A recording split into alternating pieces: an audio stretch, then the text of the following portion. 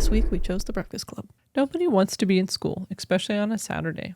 But for the members of the Breakfast Club, attendance is mandatory. Emotions run high and preconceptions are shattered as they work together to write an essay before time runs out. Rebecca, tell us why you chose The Breakfast Club. Teresa originally pitched the movie as a counterpoint to the Teenage Mutant Ninja Turtles, partially because these characters go through an emotional journey about maturing, not unlike our familiar turtle little friends. And I agree with that. It sounds like turtles and people and how does this go together?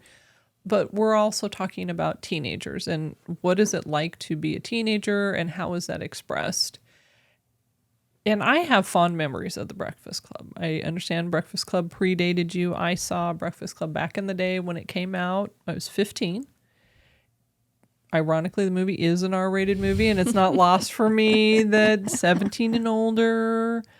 However, I know if you watch it on television, it's downgraded. It could be a PG-13, or it could be, I think it's PG-14 with the caveat of, more, it talks about what it is to watch for. And I know that they trim some things down. However, I have an older brother who loves this movie as well. So I remember seeing it and then seeing it multiple times in the years that passed. And how old were you first time you saw it? So I was 16. I was lucky. We get Sundance Channel on the TV at my parents' house. Sure. And I was able to see an uncut version. I was really surprised to find out this was an R-rated movie. I was thinking it was closer to an R-rated movie, but I was very surprised to find out it actually got an R rating on release. Well, but let's go back. This movie was filmed and released in 1985. R ratings, PG, that sort of thing. The standard was slightly different.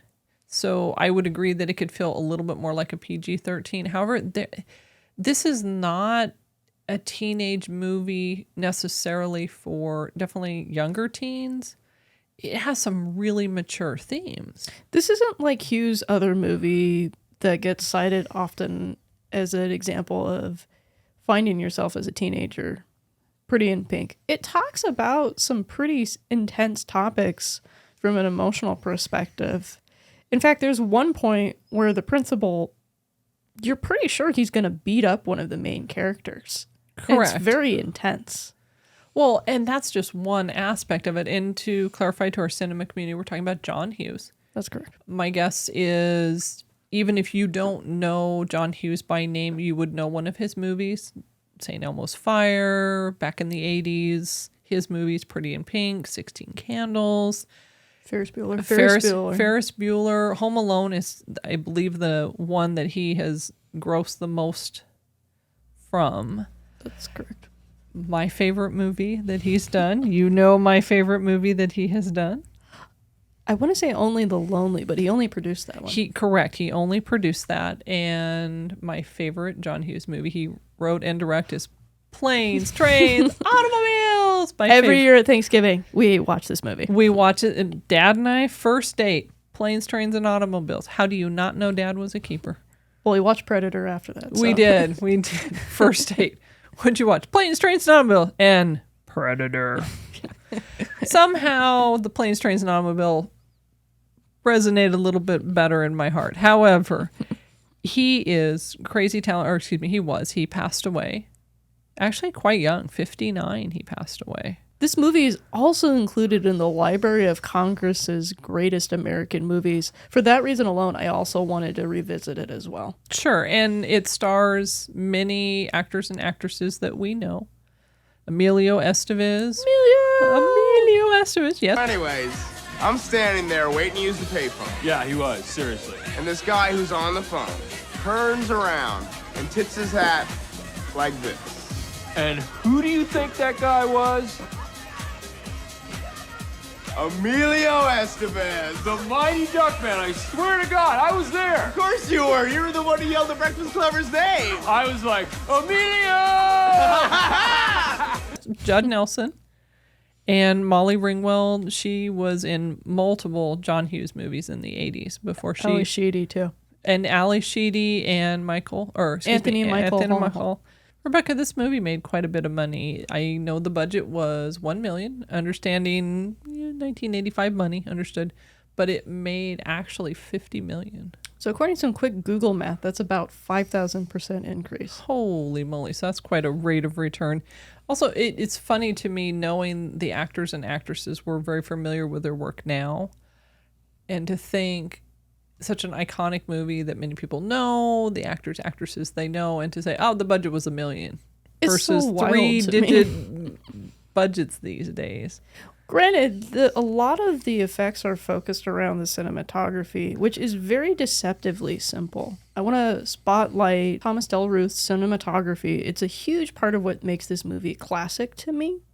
It's deceptively simple. It tells you a lot about where the characters are emotionally. I want to particularly put notice on the library scene. Yes. Where Judd Nelson and Molly Ringwald are kind of having a back and forth. And then you have Emilio Estevez is literally in the middle. He's the emotional center, but then he starts to come into his own. You have Anthony Michael Hall's character more focused on Molly Ringwald's side of things. And then you have Ali Sheedy closer to Judd Nelson's character. I know it seems like a lot of this can be kind of taken for granted with the dialogue, but subtle visual cues like this help you get inside of the minds of the characters. Pay attention to who's being shown and not shown in certain scenes. Well, and there's more depth to the movie in that respect, meaning had it just been a straight on camera or one camera on one person, it didn't jump a lot. It felt very natural to me. Was that your experience as well? That was my experience too, because there's a lot of motion of the camera kind of creating the environment, showing how trapped a character may be. Mm-hmm.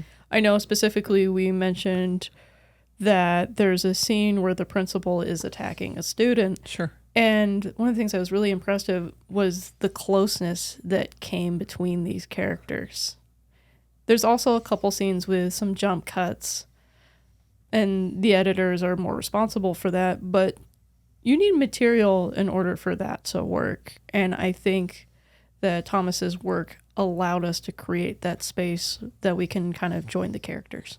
Well, and I think when we think about the movie, we think of the actors, actresses. John Hughes obviously gets top billing lots of times, right? He wrote, directed, he helped produce. The other producer was Ned Tannen, and he's done a lot of movies. I remember American Graffiti, one of my dad's favorite movies. We played it at the funeral. We played American Graffiti at my dad's funeral. That's how much he liked it. Top Gun, Animal House. Remember Animal House when I was younger. Smokey and the Bandit, family friend of ours, one of his favorite movies. I've heard about that over the years. Coal Miner's Daughter won Academy Awards. Crocodile Dundee back in the 80s, back to the teenage movies again. The other part of the movie, Keith Forsey did the music, stood out, very iconic. Very iconic. The Simple Minds, the Scottish group, Simple Minds, back very synthesizer friendly. I was laughing because Keith wrote that song that Simple Minds played, and he also produced Billy Idol. And if you're of more of my age, you remember Billy Idol, Rebel Yell. He produced Billy Idol. He actually asked Billy Idol to sing that song. That is so strange to me, picturing, and I'm not saying Billy can't do emotional ballads, but you're thinking of Wedding Singer. I'm also thinking of White Wedding too. Yes. You can argue that that's kind of a ballad in terms of its structure. Interesting. But I find it interesting to picture kind of this post-punk pioneer singing this very mellow song. It would have been, we may have been having a different discussion. I know he asked Brian Ferry. He originally, actually, my understanding is he went to Simple Minds and said, hey, would you like to sing the song? And they're like, yeah, no, we're good. Apparently, other people felt the same way. Billy Idol, right? Brian Ferry, others all declined. And apparently Simple Minds went back to him. I don't know if it was a pity song and they're like, okay, guy, we like you. We'll sing it. But they ultimately ended up singing it, and it became very iconic. And Keith has done a lot of 80s music, Beverly Hills Cop back in the 80s, original Ghostbusters, just a ton of movies. so we would know him. But that song is iconic with this movie. It's often used as emotional shorthand for teenage movies. I know, like, when people do like these parody trailers, it gets slipped in if you kind of want an 80s shorthand for that. Do we have any questions from the box? Being that you both saw this when you were in your teen years and now you're both older, has it stood the test of time? I would say for me, it's still a movie I enjoy. However, I would say there are things that each time I've seen it, I notice more. And honestly, what stood out for me was the aspect around the drugs and understanding that some families may not be comfortable having discussions with their children around this. So we would respect that and understand that. However, for me, I don't know why, but this last time we watched it, it was more pronounced to me. I know for me, I liked it more as I was younger. Mm-hmm. As I've gotten older, I've liked it less. And to me, I think that might be something speaking to, I feel like it's almost a passing glance at some of these things. I feel like very much. I feel agree with like that. some of the characters are unevenly taken care of Okay. No. by service of the screenplay. But there are some aspects that I enjoy more, especially like the cinematography. I remember watching it for the first time, it was rather flat to me. Mm-hmm. But when we went in for a retro rewind, I was specifically looking for things that I hadn't noticed that I think our greater cinema community could appreciate. And that's a good way to look at it. Honestly, I appreciated Ali Sheedy more as a character. I know you and I had discussed how she was acting even without a large number of words. A lot of her nonverbal acting was really phenomenal. I was also really focusing, since the last time I had seen it, I had actually complained about one of the major arcs. Sure. And you helped me reframe the context, so I appreciated it more. Well, and that's a pretty interesting thing to say, that we've watched it, both you and I have watched it multiple times and seen in your teens, right? I've seen it in my teens, 20s, 30s, 40s, and now I'm in my 50s. So to be able to see it and it's not that I watch it every decade, but I've seen it, once or twice each decade at least. So it is interesting to say, this is what I've noticed now. This is how I see it differently. And honestly, even, having children, right, to say, what was it like for you in your teens and now in your late 20s? What is that like? To me, that's a classic movie that you can see it multiple times, see different layers, and still be open to seeing it yet again.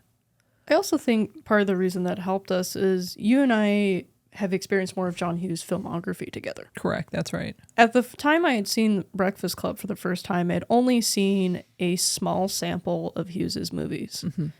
I'd say less than 3. Right, and for me, growing up in the 80s, being a teenager in the 80s, the rite of passage was you see every John Hughes movie at least 10 times, and you enjoy them. And I did. And it was interesting when you and I were talking, because your dad and I were cautious with the movies that we let you see. However, every movie, I would say, we had discussions. So if there were more adult themes, we would have discussions. But it was funny, as we were discussing it, it didn't hit me that you were 16 and I was 15. I just found that really fascinating and pretty interesting as a parent to say, oh my gosh, we saw that movie around the same time, and had we lived around the same era, again, more woo stuff, right? Mm-hmm. But had we lived in the same era, we would have seen the movie at the same time. And what experiences do we have? We also have different experiences too. So I think it's kind of cool to see how this movie kind of shines a light on how teenagers are seen now versus how they are back then. Correct. I would agree with that. Okay, Rebecca, it is that time for the moth rating. Scale 1 to 5 moths rating. Where were your moths landing this week on The Breakfast Club? I understand this is going to be kind of controversial for some folks, but I have never really fallen in love with this movie compared to some of Hughes's other works. However, it's still a solid movie, and I encourage our American cinema community to look at this as an important piece of cultural history at least once. Yes. So I'd say 2.5 moths for me. Wow. Okay. And number one reason for 2.5? There's more depth that this movie can get into, and that's not a failing on John Hughes. It's just how this movie is structured. Okay. So I would say, for me, I would say a 3.5. And partially going back to the movie has stood the test of time for me. It feels very authentic as to the teenage experience, although I think there were some stereotypes that may or may not be so relevant today. However, being able to say, I enjoyed it in my 50s, you're in your 20s. I have family, I have an older brother that really loves this movie. And he's a real film buff. And I know that he sees added layers, just like you were talking about the cinematography. I would say it's a solid 3.5, maybe a little bit higher than that, but I feel comfortable with my Moss Landing at 3.5. Thank you for watching this Cocoon cast clip. This clip is taken from our weekly show, which airs on Saturdays. If you enjoyed this video, you might click on the link or head over to our main movie channel and watch the entire video for more movie goodness. Thanks for watching, and remember, movies are better together.